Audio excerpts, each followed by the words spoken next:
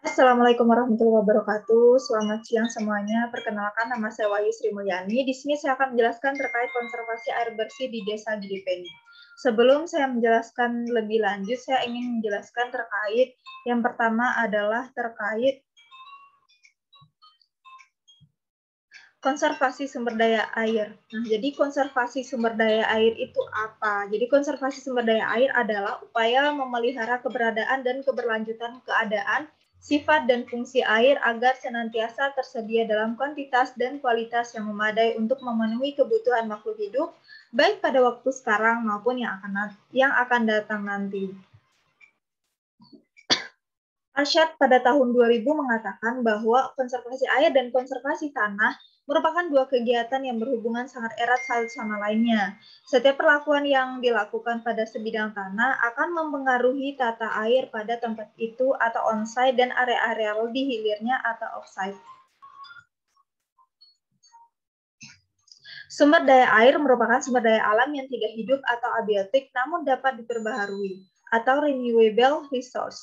Air adalah salah satu sumber alam paling penting bagi makhluk hidup, namun sering menjadi permasalahan dalam keberadaannya atau occurrence, peredaran atau sirkulasinya, dan penyebarannya.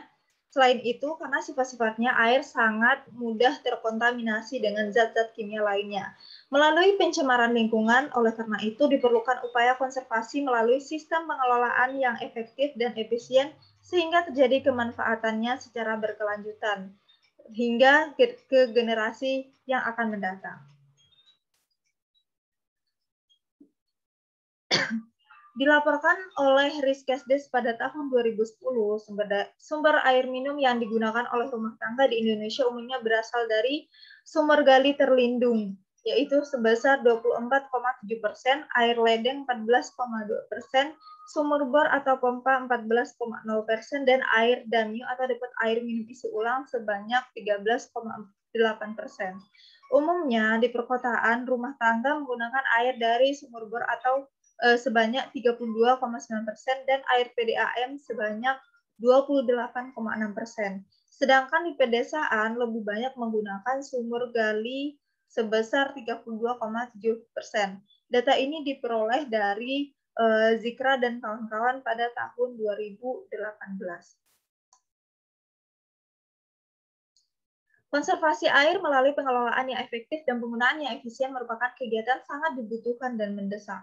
Pengelolaan air berdasarkan keberadaannya sebagai sumber daya alam adalah merupakan bagian dari program konservasi air yang secara utuh memelihara, merehabilitasi, menjaga, dan memanfaatkan sumber-sumber air yang ada secara efektif dan efisien terhadap kesejahteraan masyarakat.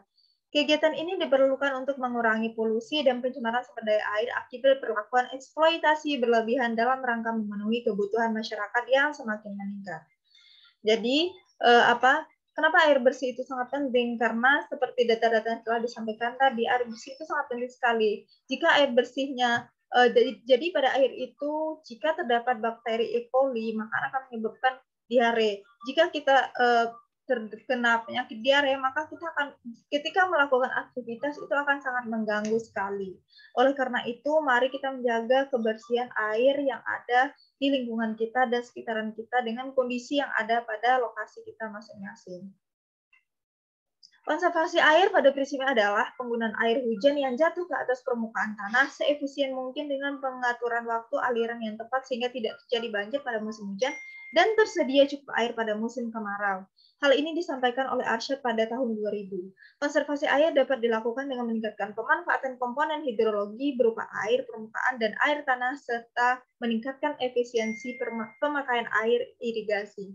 Hal ini disampaikan oleh Subagiono pada tahun 2007.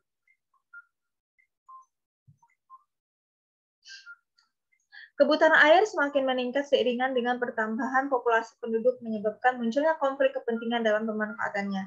Sehubungan dengan itu, dibutuhkan pengaturan dan sistem pengelolaan yang tepat guna sehingga dapat menghemat penggunaan air. Membangun sistem pengelolaan air berdasarkan sumber daya lebih fokus menentukan komponen-komponen yang dibutuhkan mulai dari hulu sampai hilir, sehingga konsep konservasi air dapat dicapai dengan baik demi keberlanjutan.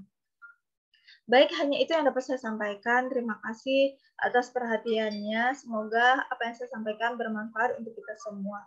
Terima kasih.